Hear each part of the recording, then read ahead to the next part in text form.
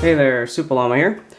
Today I'm going to try and get this challenge lock called Space Cadet, pinned up by NPE, picked again. It's actually surprisingly more difficult than you would think. You get a lot of initial clicks, like a heavily serrated lock, and then it locks up. Takes a bit of trick to get used to, but once you've got it, not terribly difficult. It's just figuring out the little tricks to this lock. That's the gimmick to it anyway. Here's the key. Did not come mummied. Pretty mild bitting, but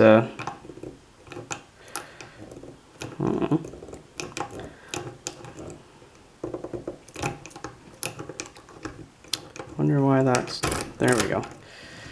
I've only got it in this Stanley kick body, no shackle, just because it just came as a standard kick and I don't have any holders that deal with that aside from this, so I'm just going to use this instead. I believe that's a 6-pin. Yep, 6-pin. But let's see what if I can get it here for you guys. Try and move the light around a little bit so it's not glaring. That's a little bit better.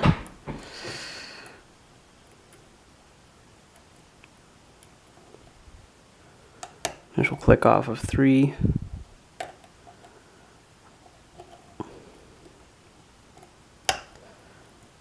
And I didn't actually touch anything, I just gave it a little bit more tension, and the plug rotated a little bit. Click off of 5 or 6. Counter rotation off of probably 3 or 4.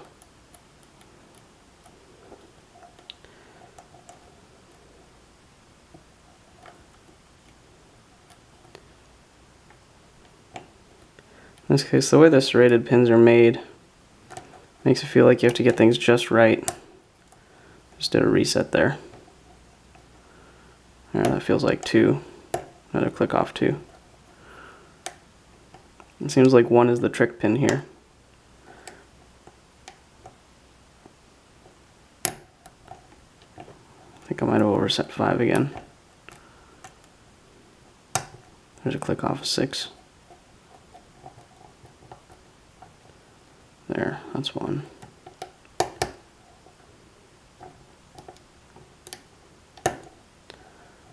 There, so I got 2 clicks out of 1. First one got no counter rotation, second one got counter rotation, and it clicked. And I think that last bit where I got quite a bit of movement was off of 4 or 5.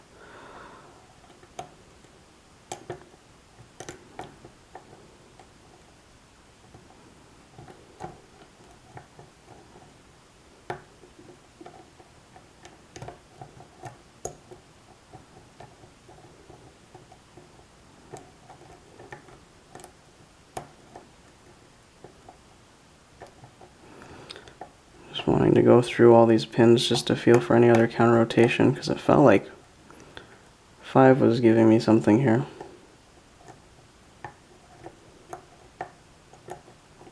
No, that's definitely 6.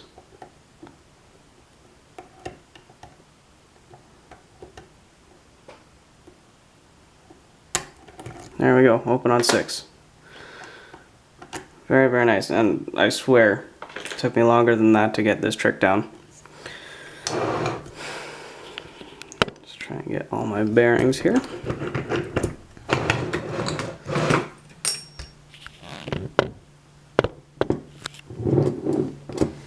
Move the camera slightly forward. Okay. Already got a screwdriver.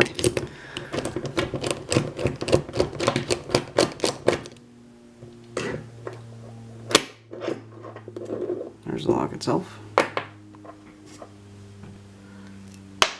Don't need this guy.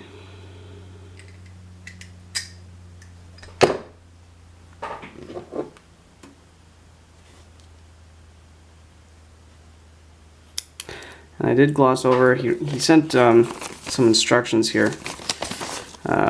I did gloss over them a little bit before making this video. I believe all the T-pins were pretty well facing the plug, if I read correctly. So, but I will give it another once over.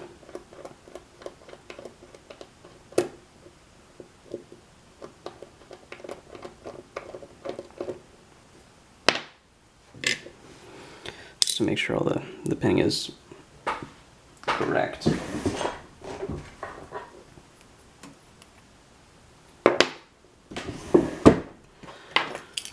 Okay, and we're gonna need a shim.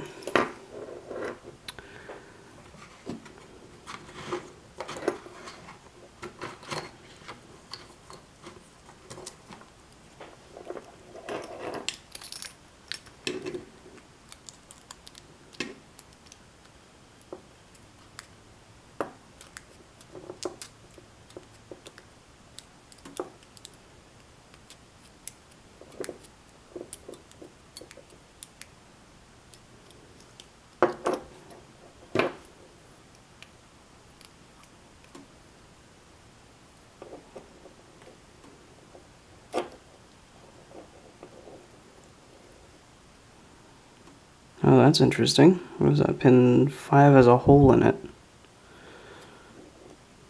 Don't remember reading that.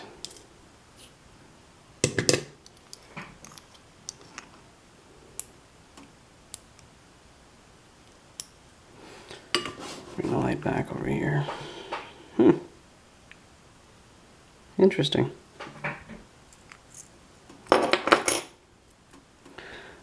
They all sit well below the shear line. Doesn't appear to be any undercuts or threading. Nope.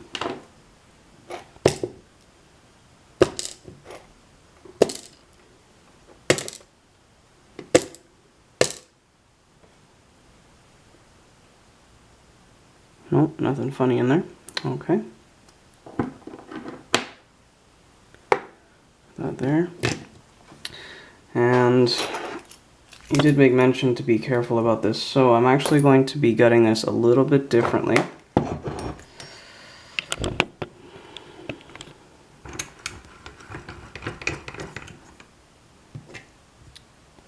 Which way's front? That's front. I'm actually going to grab a marker.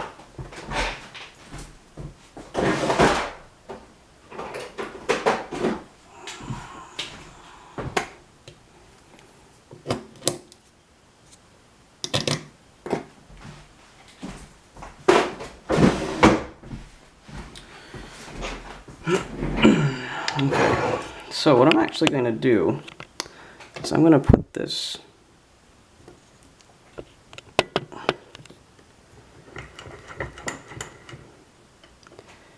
in here, and this is actually how I repin my high security locks and things like that. Less things to fiddle about with, and you get a little bit more control out of things. Just gonna rearrange these guys down here. Oh, that's interesting.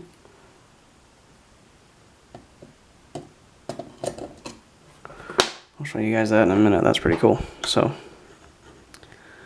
this is pretty well exactly the opposite of what I do to repin some high sec locks, except I leave the plug like this so I can guide the pin. In this case, I'm trying to be careful about what goes where, so.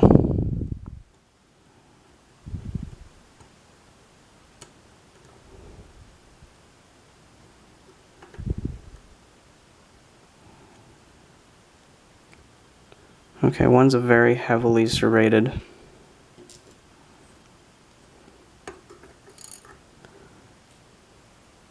With a copper spring.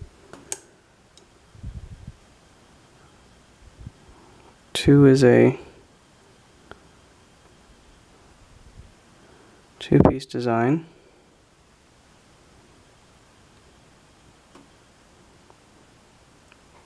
With two flat ends touching.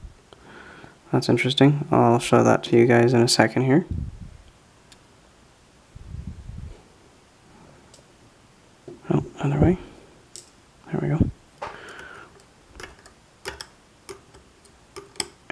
copper spring, if I can get it out.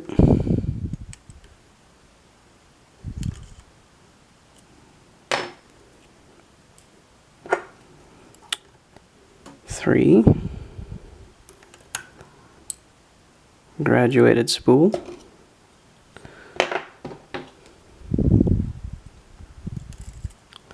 Another copper spring.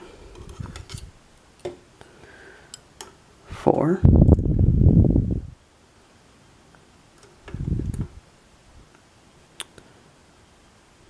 What is that? A serrated spool. Oh. I caught that somewhere. Where did I catch that?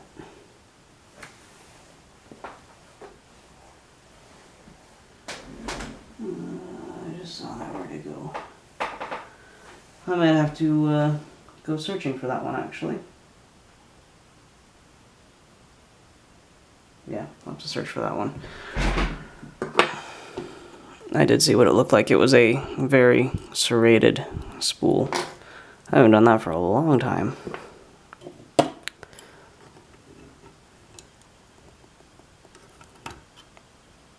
Another serrated spool looking guy.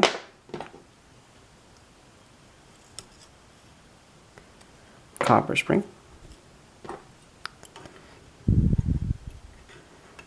And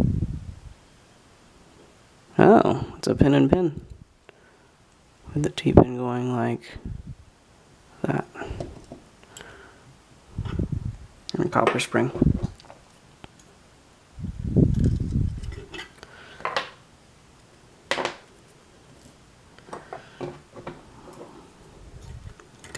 Doesn't feel like anything was done to the Bible as well. So,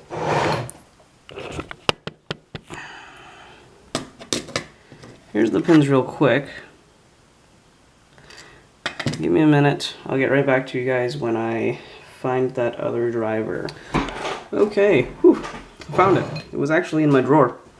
So, let's recap here. No undercuts, no threading in the Bible, no undercuts or threading in the plug.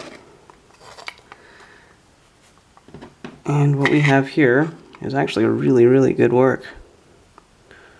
On the bottom, let's see if I can get this guy a little bit closer here.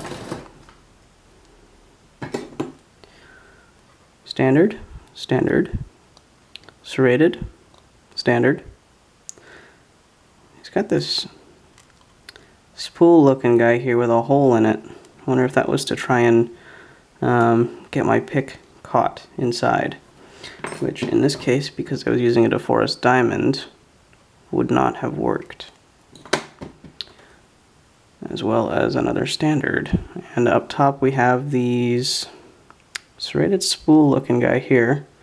This, which should be like that, which is a two-piece design, which is like a T-pin, but is a bit drunken because it's not perfectly flat, so it kind of floats in there a little bit. We've got this graduated spool here, the serrated spool which I lost and then found, another serrated graduated spool looking guy here, and this T-pin guy on 6, which has this outer sheath. So, I'm curious to see how this all looks when it's in the lock.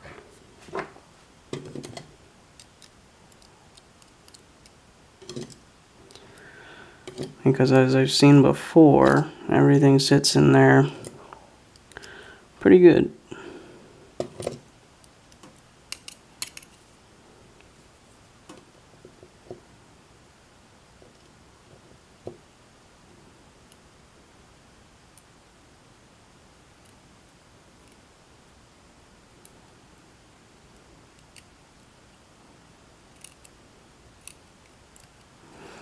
Yep, that T-pin and the sheath fits in there really, really well. So both of those are quite active.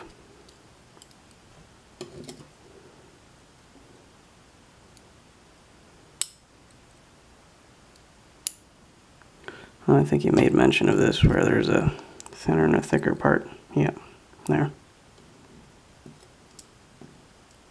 That one's going to be a pain.